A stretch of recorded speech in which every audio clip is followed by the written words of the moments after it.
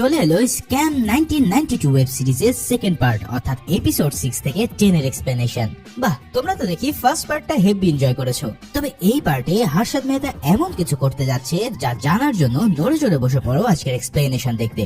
এখনো যারা first part দেখোনি তারা আমার পিন কমেন্ট থেকে তা দেখে নাও। তো চলো আর প্যাচা না বাড়িয়ে শুরু করি আজকের ওয়েব সিরিজের এক্সপ্লেনেশন। 6 নম্বর এপিসোডের শুরুতে আমরা দেখতে পাই যে শারদ বিল্লারি আসলে বিয়ার গ্যাং এর কথাতেই সুচিতার কাছে গিয়েছিল, কারণ তারা জানতো যে সুচিতা ইতিমধ্যে হর্ষদকে নিয়ে ইনভেস্টিগেশন করছে। যদি হর্ষদের এই স্ক্যাম এর নিউজ বাইরে চলে আসে তাহলে তার রেপুটেশন একবারে শেষ হয়ে যাবে। ফলে এটাই সুযোগ হর্ষদকে মাটির সাথে মিশিয়ে দেওয়া আর তার সকল শেয়ার পানির দামে কিনে নেওয়া।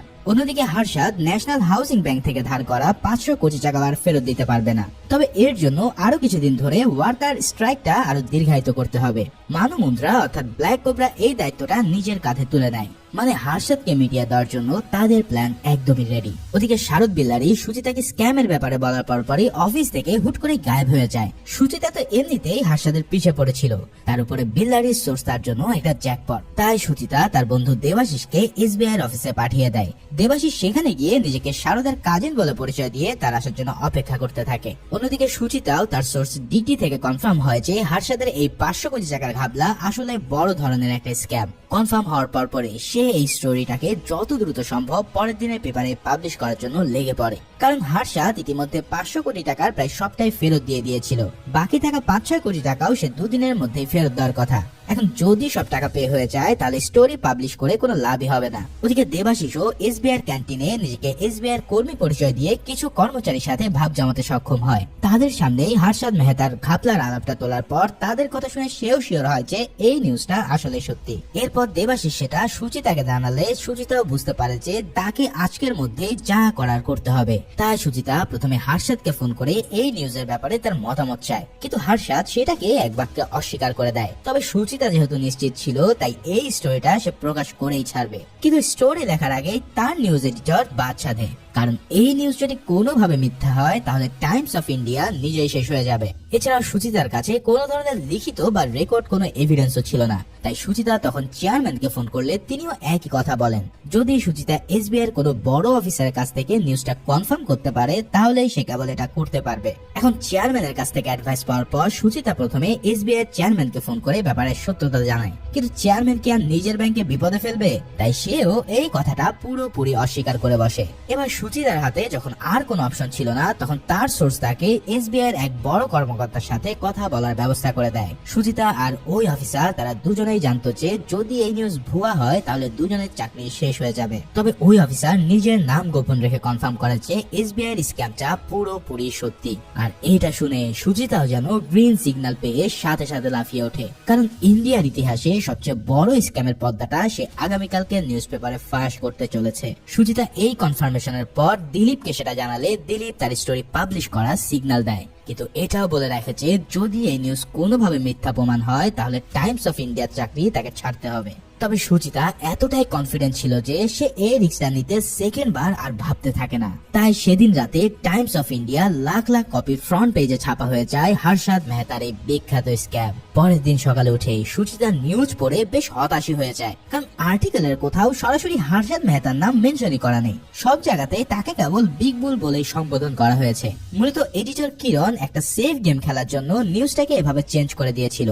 তবে এই বিগ বুল নামটাই যে কাফি ছিল সেটা আমরা হর্ষদের ভাই আশ্বিনের রিয়াকশন দেখেই বুঝতে পারি। এই বিগ বুল যে হর্ষদ সেই ব্যাপারে কারো সন্দেহ ছিল না, কারণ সবাই তাকে এই নামে চিনত।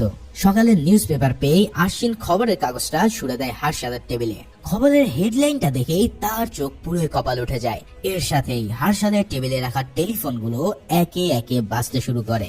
এটা শুনে মনে হয় এ যেন টেলিফোনের রিং নয়, বরং হর্ষদ মেহতার ডাউনফলের ঘন্টা। এখন তার ডাউনফল কতটা খারাপ হতে যাচ্ছে চলো সেটা জানতে শুরু করি পরের এপিসোড।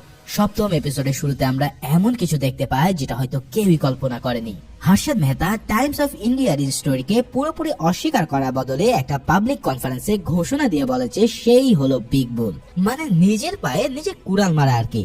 হর্ষদ ভেবেছিল যে সে যেহেতু এসবিআই কে টাকা ফেরত দিয়ে দিয়েছে তাহলে সে গলা উঁচু করে কথা বলতে পারবে, কিন্তু সে যে ন্যাশনাল হাউজিং ব্যাংকেও যে টাকা ফেরত দিতে হবে সেটা সে বেমালুম ভুলে গেছে। ওদিকে এই নিউজ পাবলিশ হয়ে যাওয়ার পরেও হর্ষদের তেমন কিছু হচ্ছিল না দেখে সুচিতা বেশ আপসেট ছিল। এর উপর এই নিউজ ফলো আপ স্টোরি সে কিভাবে করবে হবে সেটা নিয়েও তাদের মধ্যে ঝামেলা চলছিল। তবে সুচিতাও এত সহজে হাল ছাড়ার মতো কেউ না। সে এই খেলা শেষ দেখে দেবে বলে পণ করে। প্রথমে তো মনে হচ্ছিল যে হার্ষাদের উপর তেমন কোনো প্রভাবই পড়েনি, কিন্তু স্ট্রাইক শেষ হওয়ার পর মার্কেট খোলার সাথে সাথে দেখা যায় যে সকল প্রাইস ধীরে ধীরে নামতে শুরু করেছে। শেয়ার মার্কেট তো পুরোটাই চলে মানুষের ভরসার উপর, আর মানুষ হার্ষাদের এই নিউজ দেখে তার উপরে ভরসা হারিয়ে ফেলেছিল, যার কারণে পাবলিক ব্যাপক হারে শেয়ার বিক্রি শুরু করার ফলে হার্ষাদের সমস্ত কোম্পানির প্রাইস ভয়ানকভাবে নিচের দিকে নামতে থাকে। সবাই এই ব্যাপারে চিন্তিত হলেও হার্ষাদ তখনও গা ছাড়া ভাব নিয়ে বসেছিল, কারণ তার মনে হচ্ছিল যে স্টক অনেকদিন পরে খুলেছে বিধায় হয়তো এই দরপতন। এর উপর আরবিআই এবার দেশের সব ব্যাংকে কতটা ঘাপলা আছে সেটা জানার জন্য একটা বড় সড়ো ইনকোয়ারি শুরু করে দেয়। তবে অন্যদিকে হার্ষাদের রাইভাল গ্যাং কিন্তু পুরোই সোনায় সোহাগা। শেয়ার মার্কেটের এমন ফল দেখে তারা যতটা নিজেদের প্রফিট কামাতে পেরে খুশি, তার চেয়ে বেশি খুশি তারা হার্ষাদকে ডাউন করতে পেরেছে। মানে হার্ষাদের পিছনে চারিদিক থেকে শুধু বাস আর বাস আসছিল। সুচিতা দালাল এবার তার পিছনে পড়েছিল এটা জানার জন্য যে সে আসলে এসবিআই কে যে টাকাটা ফেরত দিয়েছে সেটা কোথা থেকে দিয়েছে, কারণ সে বুঝতে পারছিল যে হার্ষাদ এত বড় টাকা তার কোনো শেয়ার বিক্রি করে দেয়নি। আবার গ্রো মোডের সাথে অন্য কোনো কোম্পানির তো ডিল হয়নি, তার মানে এই যে টাকাটা এসেছে সেটা নিহাতি একটা গোপন সোর্স থেকে এসেছে। যাক, সুচিতা এবার সেই ব্যাংকের নাম বের করার জন্য দেবাশিসকে কাজে লাগিয়ে দেয়। এদিকে আরবিআই লোকেরা ইনকোয়ারি করার পর যা জানতে পারে সেটা দেখে তাদের হুশ উড়ে যায়। কেবল 500 কোটি টাকা নয়, বরং বিভিন্ন ব্যাংকে প্রায় 5000 কোটি টাকার ঘাপলা হয়ে গেছে। এখন এই নিউজ যদি পাবলিশ হয় তাহলে ভারতের ইতিহাসে সেটা হবে সবচেয়ে বড় স্ক্যাম। এই মামলা এতই সিরিয়াস যে স্বয়ং ফাইন্যান্স মিনিস্টার পর্যন্ত খবরটা জানার পর আরবিআই এর গভর্নরকে ফোনের পর ফোন দিতে শুরু করে। এর মাঝখানে নিউজ প্রেস নামের আরেকটা নিউজ মিডিয়া কোথা থেকে যেন এই খবরটা পেয়ে যায়, তাই তারা সেই নিউজটা পাবলিশ করতে সক্ষম হয়, যেটার জন্য সুচিতা এতদিন ধরে ওয়েট করছিল। ফলে সুচিতা এই ব্যাপারে কিছুটা আপসেট হলেও সে বুঝতে পারে যে হয়তো ভিতরের খুব বড় কেউই এই খবরটা লিক করে দিয়েছে। এদিকে ফিনান্স মিনিস্টার আবার আরবিআই এর গভর্নরকে ফোন করে একটা প্রেস কনফারেন্স ডেকে 500 কোটি টাকার অঙ্কটা কমিয়ে বলতে বলে, কারণ এত বড় অ্যামাউন্ট শুনে মানুষ এমনিতেই বিমড়ি খেয়ে যাবে আর পুরো শেয়ার মার্কেট ধস পড়ে যাবে। অর্থমন্ত্রীর এই কথা শুনে গভর্নর প্রেস কনফারেন্স ঠিকই ডাকে, কিন্তু সেই কনফারেন্সে সে সুচিতা কিংবা অন্যান্য সাংবাদিকদের একটা প্রশ্নেরও ঠিকঠাক উত্তর দিতে পারে না।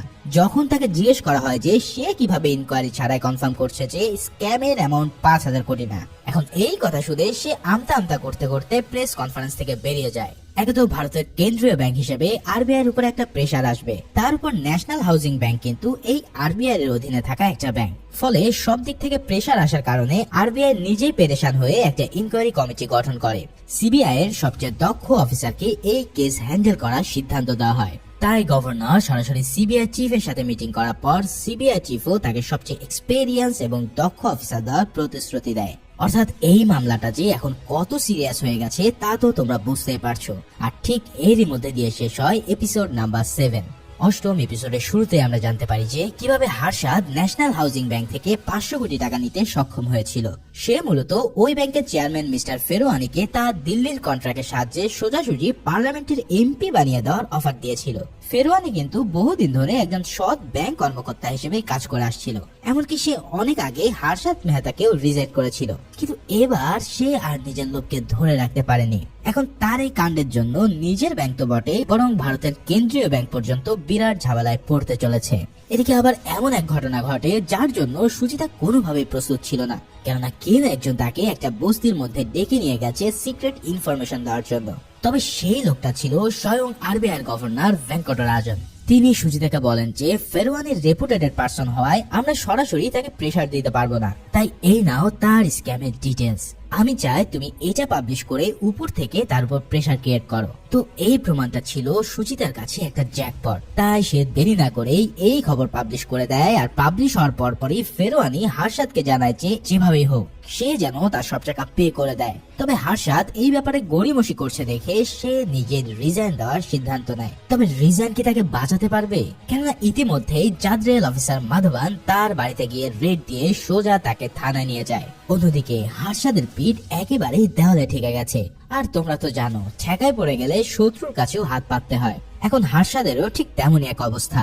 তাই সে সব ইগো ভুলে গিয়ে বেয়ার গ্যাং এর ত্যাগী আর অজয় কেরিয়ার সাথে একটা গলফ মাঠে দেখা করে। হার্ষাদ ত্যাগীকে তার সমস্ত হোল্ডিং কেনার অফার দেয়, যাতে সেটা দিয়ে সে ন্যাশনাল হাউসিং ব্যাংকের টাকাগুলো পরিশোধ করতে পারে। কিন্তু ত্যাগী হার্ষাদকে তো রাস্তায় নামানোর চিন্তা করে রেখেছিল, তাই সে হার্ষাদকে এমন একটা ডিলের কথা বলে যেটা শুনলে তোমার মাথাও গরম হয়ে যাবে। হার্ষাদের 14,000 কোটি টাকার সম্পত্তির এগেইনস্টে সে মাত্র 500 কোটি টাকা দিতে চায়। মানে চিন্তা করা যায় এই ত্যাগী কোন লেভেলের ইনসেন ছিল।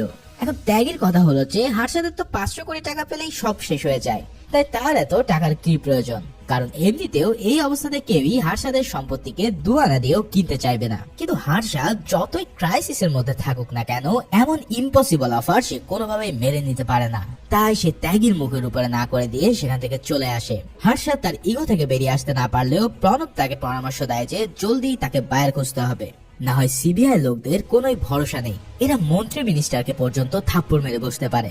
সত্যি সত্যি সিবিআই অফিসার মাধবান ছিল ঠিক এমনই এক জাদরের লোক। ফেরোয়ানিকে সে এমন ভাবে ইন্টারোগেট করে যেন লোকটা দেশের একটা টপ ব্যাংকের চেয়ারম্যান না, বরং কোনো এক অফিসের পিয়ন মাত্র। আর এসবিআই লোকেরা তো তার প্রতিটা প্রশ্নে তোতলাতে তোতলাতে কাঁপতে থাকে। এসবিআই সকল সিনিয়ররাই সোজাসুজি সমস্ত দোষ চাপিয়ে দেয় সীতারামনের ঘাড়ে, কারণ বিআর কিংবা এসডিএল আনা নেওয়ার কাজ সীতারামনই করত। এটা জানার পর মাধবান তো সীতারামনের প্রায় হাতই ভেঙে দিচ্ছিল, আর তাকে হুমকি দিয়ে বলে যে যদি দ্রুত মুখ না খোলে তাহলে তাকে এমন জেলে ঢোকানো হবে যেখান থেকে সূর্যের আলো দেখা যায় না। মানে এই অফিসার মাধবান এমনই এক অ্যাটিটিউড লেভেল ছিল যে যারা সিরিজটা দেখেছো তারা ঠিকই রিলেট করতে পারবে। যাই হোক, এরপর সিবিআই তাদের পরের মিসাইল চালায় সরাসরি হার্ষাদের উপর। তার সমস্ত ব্যাংকের অ্যাকাউন্ট তারা ফ্রিজ করে দেয়। টিভিতে এই নিউজ দেখে আশ্বিনও প্রচুর চেঁচামেচি করে, কারণ সে সবসময় হার্ষাদকে সাবধান করে এসেছিল।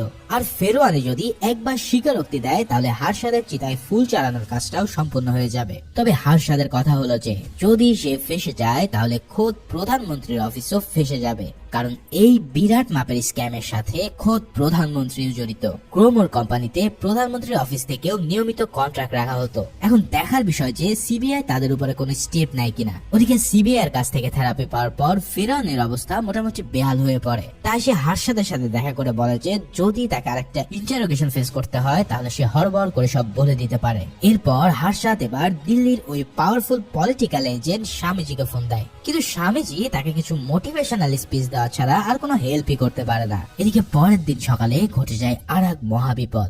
সকালবেলা ফেরোয়ানিকে তার নিজ বাসায় মৃত অবস্থায় পাওয়া যায়। প্রথমে দেখে মনে হয় যে এটা আসলে কোন একটা হার্ট অ্যাটাক, কিন্তু সিবিআই সহ পাবলিকের সন্দেহ হচ্ছে এটা হার্ট অ্যাটাক নয়, এটা হয়তো আত্মহনন কিংবা মার্ডারও হতে পারে। তবে সুচিতার কানে যখন ফেরোয়ানির মৃত্যুর খবরটা চলে যায় তখন সে প্রচন্ড ভেঙে পড়ে, কারণ তার মনে হতে থাকে যে তার লেখা আর্টিকেলের কারণে ফেরোয়ানির হয়তো মৃত্যু হয়েছে। তবে এটা সত্য যে ফেরোয়ানির মতন একজন রেপুটেড পারসন এভাবে অপমান অপদস্থ হচ্ছিল বিধায় সে আসলে সেটাকে সহজেই মেনে নিতে পারেনি। যাই হোক, এদিকে সিবিআই কিন্তু এবার একদম নড়ে চড়ে বসেছে, কারণ তাদের সবচেয়ে বড় উইটনেস দুনিয়া থেকে চলে গেছে। এখন তাদেরকে বাকি উইটনেসদের গায়েব হওয়ার আগেই সব কাজ সেরে ফেলতে হবে। ফেরোয়ানির মৃত্যুর পরে মাধবান সোজা হার্ষাদের ঘরে একটা সারপ্রাইজ রেড দেয়। এমন সারপ্রাইজ দেখে হার্ষাদ তো পুরোই ভ্যাবাচাকা খেয়ে যায়। এটা তো আর ইনকাম ট্যাক্স না যে ভিতরের কেউ খবরটা লিক করে দেবে। আর ইনকাম ট্যাক্সের মতোই সিবিআই লোকজন এত ভদ্রভাবে সবকিছু হ্যান্ডেল করে না। তো বুঝতে পারছো এবার হার্ষাদের সাথে কি হবে। টানা 11 ঘন্টা ধরে রেড করেও হার্ষাদের বাসায় তেমন কিছু না পেয়ে মাধবান এবার তাদেরকে সিবিআই অফিসে ডিনারের দাওয়াত দেয়। আদতে ডিনারের দাওয়াত দেওয়ার নাম করে তারা ঘাড় ধরে হার্ষাদ এবং আশ্বিনকে সিবিআই অফিসে ঢুকিয়ে ফেলে। এর মানে তো তোমরা বুঝতেই পারছো হার্ষাদ মেহতা এবার ফাইনালি সিবিআই এর হাতে অ্যারেস্ট হয়েছে। এখন পুরো ভারতে তো এর চেয়ে বড় নিউজ আর কিছুই হতে পারে না, যার ফলে দেশের শেয়ার মার্কেট পড়তে থাকে হু হু করে। এছাড়াও তার অ্যারেস্টের খবর শুনে পুরো দেশ যেন একদম কেঁপে ওঠে। এদিকে সুচিতা আবার এই অ্যারেস্টের কথা জানতে পেরে হার্ষাদের স্ত্রীর কাছে যায় তার অনুভূতি জানার জন্য। তবে সেখানে হার্ষাদের স্ত্রী তাকে এমন অনুভূতির কথা জানায় যেটা সে জীবনেও ভুলবে না। যাক, হার্ষাদ অ্যারেস্ট হয়ে যাওয়ার পর ভারতের শেয়ার মার্কেট এত বেশি ক্র্যাশ করেছিল যে এমন ভয়ানক ক্র্যাশ কেউ আগে কখনো দেখেনি। হার্ষাদের কথা মতো যারা ইনভেস্ট করে রেখেছিল তারা এক মুহূর্তে রাস্তার ফকির হয়ে যায়। পুরো দেশ জুড়ে হার্ষাদ এক নিমিষে হিরো থেকে ভিলেনে পরিণত হয়। মানুষ তার বিরুদ্ধে রাস্তায় নেমে এসে বিক্ষোভ শুরু করে। ওদিকে জেলে বসে বসে মশার কামড় খেলেও হার্ষাদ সিবিআই এর কাছে কোনোভাবেই মুখ খুলতে যাচ্ছিল না।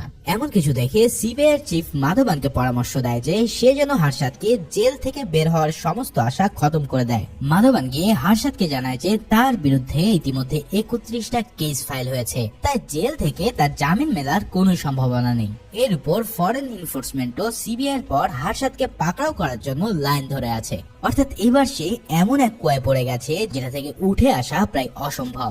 সিবিআই কিন্তু তার ভাই আশ্বিনকে ঠিকই ছেড়ে দেয়, কারণ ইল্লিগাল লেনদেনগুলোতে আশ্বিন কোনোভাবে জড়িত ছিল না। আশ্বিন বাড়িতে ফিরে এসে ভূষণের কাছ থেকে জানতে পারে যে কোর্ট তাদের সমস্ত সম্পত্তি বাজেয়াপ্ত করার অর্ডার দিয়েছে। মানে চারিদিক থেকে যেন একের পর এক কামানের গোলা ধেয়ে আসছিল তাদের উপর। অন্যদিকে বিহার গ্যাংয়ের তো এখন পুরোই পৌষ মাস। তাদের সবচেয়ে বড় শত্রু এখন গারদের পিছনে বসে মশার কামড় খাচ্ছে, তাই তারাও মহা আনন্দে বসে পার্টি দিচ্ছিল। তবে অজয় গেরিয়া কিছুটা টেনশনে ছিল, কারণ আরবিআই ইনভেস্টিগেশন তখনও চালু আছে। তাই হারশাদের পর আরবিআই যে তাদের পিছনে লাগবে না তার কোনো গ্যারান্টি নেই। কিন্তু সিটি ব্যাংক ফরেন ব্যাংক হওয়ার কারণে ত্যাগী কিন্তু বেশ চিল মুড়েই ছিল।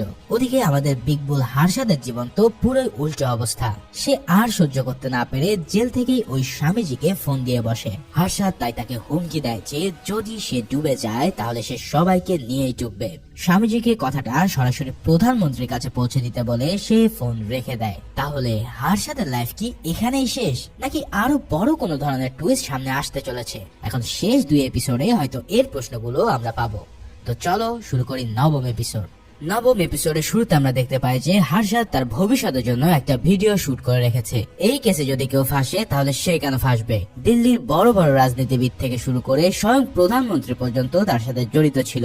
প্রধানমন্ত্রীর পলিটিক্যাল দলকে সে কোটি কোটি টাকা ডোনেশন দিয়েছে, তাই যদি সে ডুবে তাহলে সে সবাইকে নিয়ে ডুববে। ওদিকে ভূষণ ভাটকে এবার সিবিআই ধরে নিয়ে আসে, আর ধরে আনা মাত্রই তাকে সিবিআই লোকরা মিলে রাম ধোলাই দেয়, কারণ সে কিছুই বলতে চাইছিল না।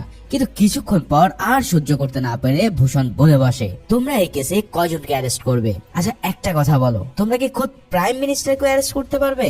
এই কথা শোনার পর মাধবান নিশ্চিত হয়ে যায় যে এই স্ক্যামের পিছনে রয়েছে বড় পলিটিক্যাল সাপোর্ট, এমনকি খোদ প্রধানমন্ত্রীও তাতে জড়িয়ে পড়েছে। এই নিউজ সে তৎক্ষণাৎ সিবিআই চিফকে জানালে সিবিআই চিফ তো তার কথায় কানই দিতে চায় না, কারণ সিবিআই চিফ ছিল পলিটিশিয়ানদের হাতের পুতুল। সে এই খবর পাওয়া মাত্রই সরাসরি স্বামীজির কাছে চলে যায়। যেমনটা আগেও বলেছি, এই স্বামীজি মূলত প্রধানমন্ত্রী সহ সরকারি দলের বড় বড় আমলাদের পলিটিক্যাল চ্যানেল ছিল।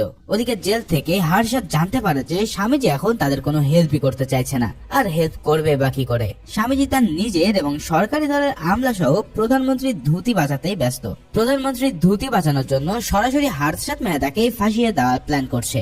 সিবিআই চিফ তার সাথে দেখা করতে এলে স্বামীজি সবার নাম ক্লিয়ার রেখে হারশাদের ঘাড়ে সব দোষ চাপিয়ে দিতে বলে। পাশাপাশি সে সুচিতার উপরেও নজর রাখতে বলে, কারণ সুচিতা প্রতি মুহূর্তে কোনো না কোনো ভাবে ভিতরে সব খবর জেনে যাচ্ছিল। সিবিআই চিফ ও স্বামীজির এই কথাগুলো অক্ষরে অক্ষরে পালন করে সুচিতাকে পিছন থেকে ফলো করতে সিবিআই লোক লাগিয়ে দেয়। তবে এই খবর আবার জানতে পেরে গিয়ে মাধবান বেশি রেগে যায়, কারণ তার অধীনে থাকা লোকদের কেসের কাজে না লাগিয়ে সম্পূর্ণ অপ্রয়োজনীয় কাজে লাগানো হচ্ছে। তবে এবার সিবিআই ডিরেক্টর সাফ বলে দেয় যে এই লোকগুলো তার ডিরেক্ট অর্ডারে কাজ করছে, আর এই স্ক্যামে যে প্রধানমন্ত্রী জড়িত সেটা যেন চিফ কোনোভাবে মানতে পারছেন না। কিন্তু তবুও মাধবান প্রতিবাদ করতে চাইলে চিফ এবার কেসটা সরাসরি নিজের হাতে তুলে নেওয়ার হুমকি নেয়। এসব শুনে মাধবান তখন তাকে বলে যে আপনি তো রাজনীতিবিদদের পোষা তোতার মতন তাদের শেখানো বলিগুলো আওড়ে যাচ্ছেন, এই সমস্ত অর্ডার তো অন্য কোথা থেকে আসছে। এই কথাগুলো বলে মাধবান তখনই সিবিআই থেকে রিজাইন করার ঘোষণা দেয়, কারণ সে অত্যন্ত একজন সৎ অফিসার হওয়ার কারণে কোনোভাবেই পলিটিক্সের এই নোংরা খেলার সামনে নিজের মাথা নত করতে চায়নি। কিন্তু মাধবান রিজাইন দেওয়ার কারণে সিবিআই এর ঘাড়ে এবার একটা বড় বিপদ চেপে বসে, কারণ কেসের মাঝপথ থেকে যদি ইনভেস্টিগেশন অফিসার কেস ছেড়ে দেয় তাহলে সব জায়গা থেকে অনেক প্রশ্ন উঠবে। তাই সিবিআই চিফ বলে যে সে ঘোষণা করে দেবে প্রমোশন না পাওয়ার কারণে মাধবান চাকরি ছেড়ে দিয়েছে। মানে চিন্তা করো কত বড় হাস্যকর মিথ্যা কথা দিয়ে তাকে খেদানো হলো। যাই হোক, স্বামীজির কথা মতো সিবিআই চিফ হারশাদকে আরো কিছুদিন জেলে রাখার বন্দোবস্ত করে। এর মধ্যে সিবিআই চিফ নিজেই হারশাদকে জিজ্ঞাসাবাদ করতে থাকে, কিন্তু তার পেট থেকে কিছুই বের হয় না।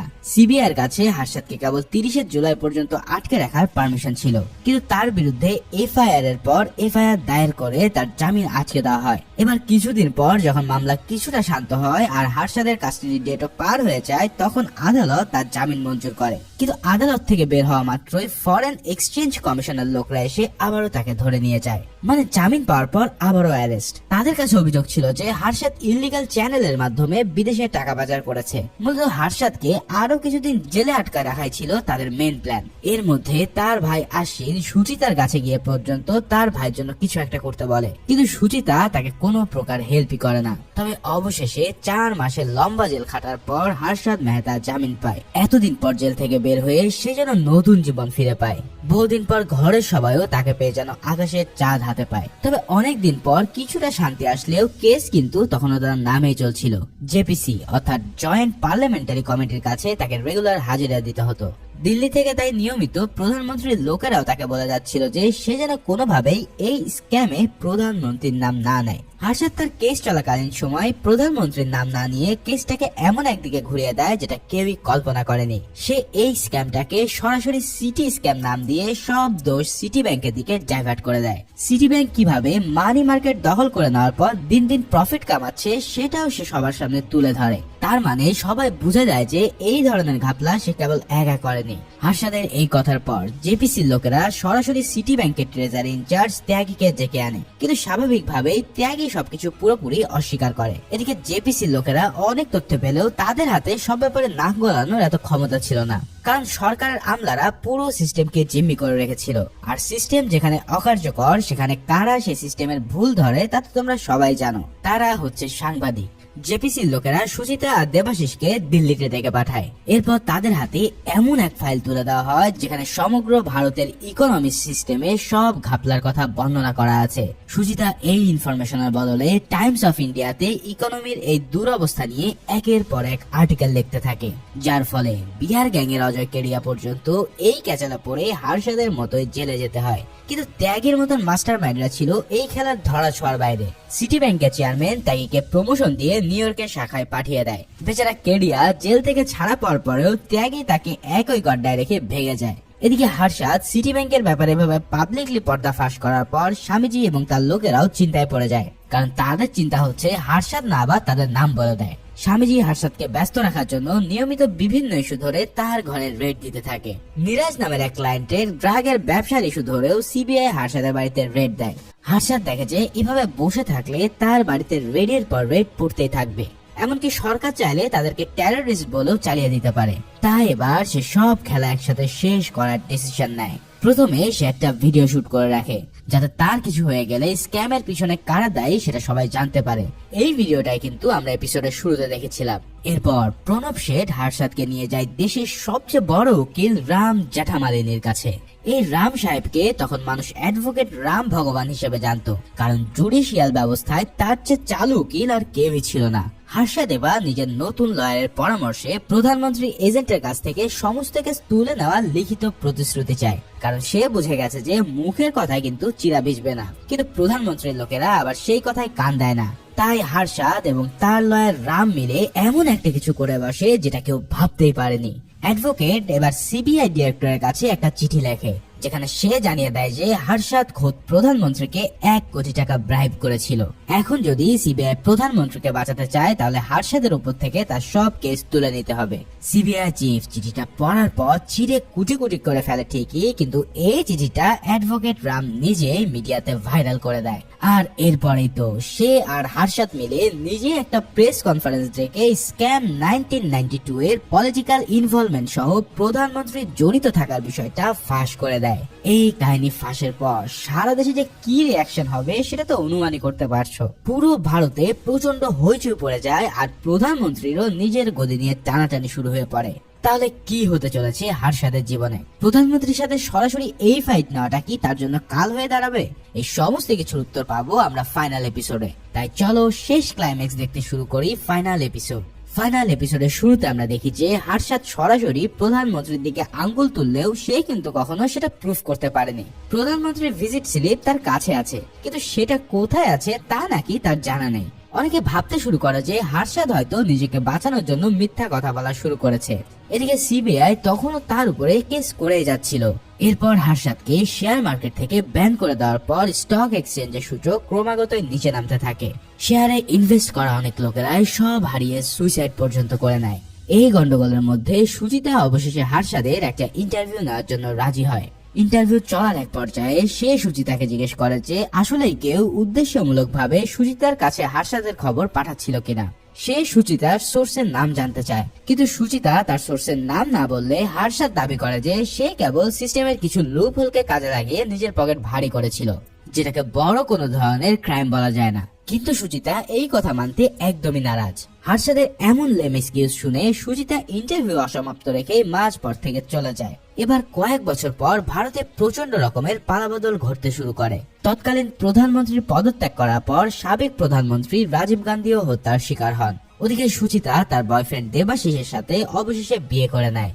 আর হার্ষাদ মেহতার উপর থেকে কিছু কিছু কেস সরে গেলেও এখনো তার বিরুদ্ধে অনেকগুলো চার্জ কোর্টে পড়ে আছে।